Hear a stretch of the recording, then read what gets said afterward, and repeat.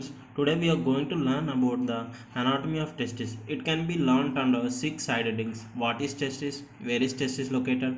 What are the features of testis? What is its coverings? And what is the blood supply of testis? And other lymphatics. The first question, what is testis? Testis is nothing but it's a mixed gland which is consisting of exocrine secretions and endocrine secretions. Exocrine secretions being the sperms, while the endocrine secretions being the testosterone hormone. Where are testes located? The testes are located in scrotal sac.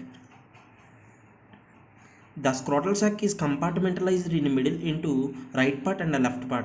The part, if it is located in the right part of a scrotal sac, it is the right testis, and if it is located in the left part of a scrotal sac, it is a left testis. What are the features of a testis? This can be learnt by a simple one egg.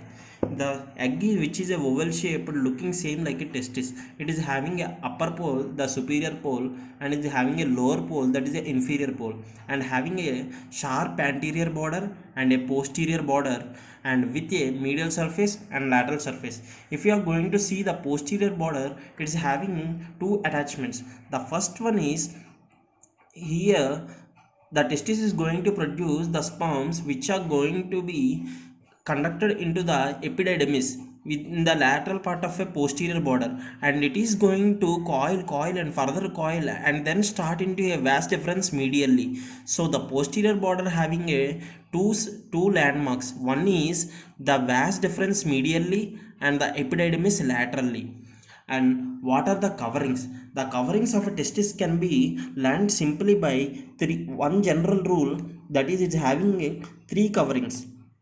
One is general coverings, and other is spermatic coverings, and last but not least is other coverings. It is from outside to inside. Remember, the coverings are from outside to inside. The general coverings may be represented as skin, superficial fascia. Superficial fascia is again divided into outer fatty, inner membranous. The outer fatty is replaced by dartos muscle. Spermatic fascia include external spermatic fascia, and middle include cremasteric fascia and its muscle, and last but not least the inner is internal spermatic fascia. Others are including the tunica vaginalis and tunica albuginea. So let's write the what are the coverings of testis from outside to inside. It is skin, superficial fascia. Superficial fascia is again divided into outer fatty, inner membranous. The fatty is replaced by dartos muscle, and this is the general coverings. Now spermatic coverings. The spermatic coverings include external spermatic fascia, middle cremasteric fascia and its muscle, and inner is internal spermatic fascia. Other spermatic fascia is including the tunica vaginalis, tunica albuginea. Tunica vaginalis is again divided into parietal layer and visceral layer. Now the next important question is, what is the blood supply of testis? If you are going to see this, it is an abdominal aorta, and it is divided into common iliac arteries. From the abdominal aorta, a branches appear that is known as the testicular artery, which is going to supply the testis, respective testis. If it is arising from a right side, it is the right testicular artery that is supplying right testis, left testicular artery that is going to supply the left part of a testis. Now the venous supply. The testis is completely surrounded by a plexus, which is a network of veins that is known as a pampiniform plexus of veins. These are going to condense and going to form a single vein.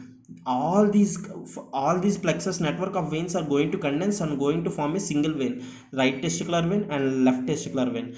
Right testicular vein is going directly to drain into the inferior vena cava, while the left testicular vein opens into the left renal vein, and then it is going to drain into the inferior vena cava. The very important point you should know.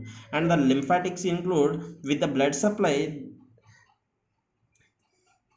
these lymph nodes are called as a para-aortic lymph nodes because they are lying on either side of aorta. These are known as para-aortic lymph nodes. So we completed this topic.